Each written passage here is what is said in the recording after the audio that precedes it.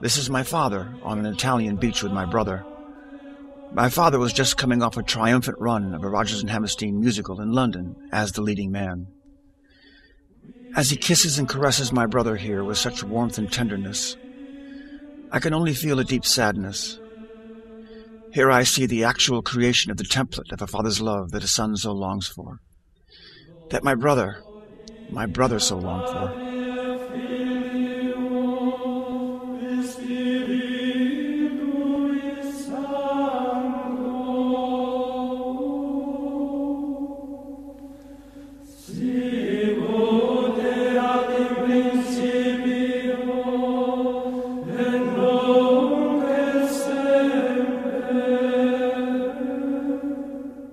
It was sudden. It was like we were shot from the cannon of prestige and notoriety into a dark, dank room of cots and cockroaches.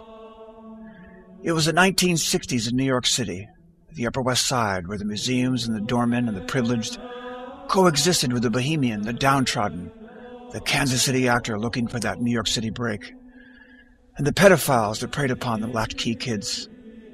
Oh, there were the proud Puerto Rican gangs like the Royal Bishops and the Black Falcons that lived for strut and dominion and petty theft.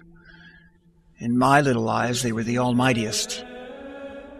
Gang wars, homicides, sniffing glue, and hypodermic heroin death pulsed and rushed only a street away. Often a door away from the doormen that opened and closed the doors of everything they could get their hands on, to please the ones that fed them. A familiar vague of, that used to be me. But I eventually got them to look. I got them to look long and hard. This is Philip, my little brother Philip. He was pretty cool. We were buddies. We hung out. We made all kinds of adventures in that Adventureland. I guess they'd call us latchkey kids.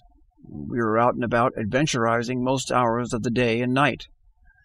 Here's Philip on the right with fellow neighborhood latchkeyers. Most of the neighborhood was chock full of fatherless latchkey kids. For me, the unique memories of this time and the scars that hold them could never be forgotten. Well, Philip was blond, blue-eyed, and popular with the girls, with everybody, in fact. A natural charmer where loving came easy, and to love him was even easier.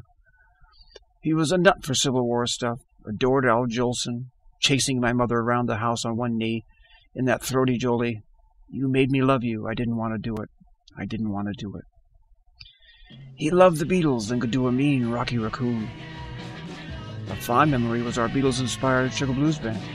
In the beginning, Philip was the lead singer. Here's a photo of the Sugar Blues Band on the stage at the Beacon Theater in New York City when it was still a movie house. We had a friend who was the Beacon's movie house usher, and with a key he let us in at 2 a.m. so we could have a photo of the band on a real stage. After my father's death, I received a shoebox of letters and photos. This photo was included. Philip had sent it to him, to show his father that we could be on a stage, too. Very proud. The markings are my dad's, with arrows to Mike and Phil. "I love him. Poor, poor boys," he wrote. The shoebox of letters and pictures was all that I got after his death, but it also included a couple of other items, one of which was a very yellow and crumpled copy of the New York Times front page, "Man Lands on the Moon," and what turned out to be a remarkable genesis for the work I've done these last years. In a tattered notebook, a half-hearted attempt by my father to write his autobiography to me.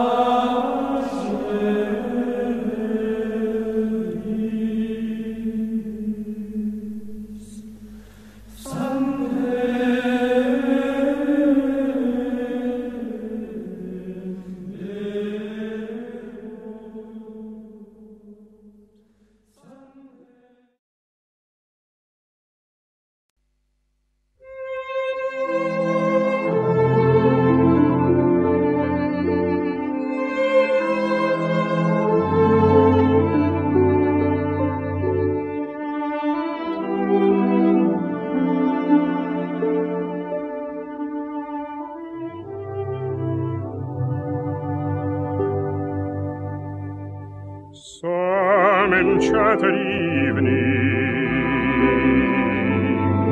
you may see a stranger,